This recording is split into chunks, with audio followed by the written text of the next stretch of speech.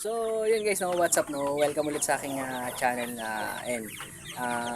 January 3, manibagong araw na naman. Tapos, bibigyan ko na kayo ng update dun sa mga pina-incubate ko nung nakaraan. Kasi nung nakarang araw, na-mention ko nga pala na-mention ko yung pina-incubate namin na meron kami po-pull out ng January 2. So, eto na sila. So, wala na paligoy-ligoy ulit. Diretso na tayo ulit sa topic natin.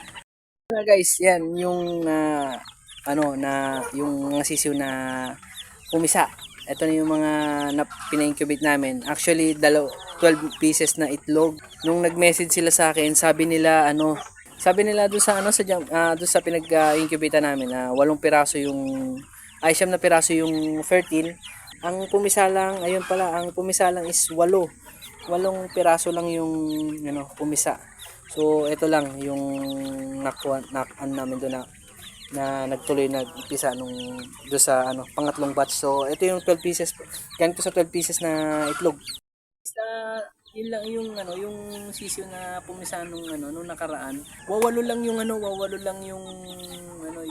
nagtuloy na magpisa na itlog. So ayun, 8 pirasong sisiyo na puro Rhode Island yung namin, yung puro Rhode Island yung pina-incubate namin na itlog. So mostly talaga pinaparami talaga namin yung Rhode Island. So pero ewan ko lang tong kasunod kasi meron tayong mga sumunod na batch. Sa batch 4 is 23 pieces.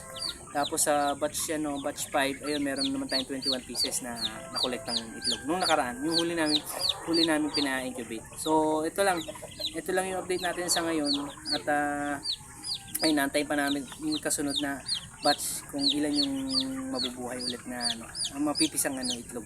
Ayun, isa pa nga pala guys, ayun, ito na nga pala ayusin na nga pala natin at ililipat na natin sila dito sa kulungan ngayon at lalagyan natin ng trapal kasi butas yung ating pinaur. So hindi pa natin nakasikaso yan para palitan. So ito na muna, lalagyan na muna natin, tatakpan na muna natin ng trapal para hindi mabasa.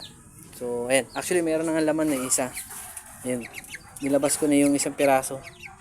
Kung gusto niyo magpa-incubate dito, lalo na malapit kayo dito sa San Carlos, punta na kayo dun sa Jamcast. So, doon na kayo, magpa-incubate kayo dun. Actually, ayun nga, na-vaccine na rin. Ayun, nabigyan na sila ng paunang vaccine. Sa ngayon, yun lang yung update ko ngayon. Ayan, 8 piraso na Rhode Island na sisiw ng napisa. Ayun nga pala, bago tapusin ulit itong video na to, kung hindi ka pa nakasubscribe, huwag mo nang kalimutan na mag-subscribe at i-click din yung notification bell para notified ka. At huwag mo na rin kalimutan din na i-follow din ako sa aking Facebook page. So ayun, ito lang guys, ito lang yung gusto kong may bigay na update sa inyo regarding sa mga napapisa natin na itlog. Thank you ulit sa panonood at see you on my next vlog. Bye bye and God bless sa inyo lahat.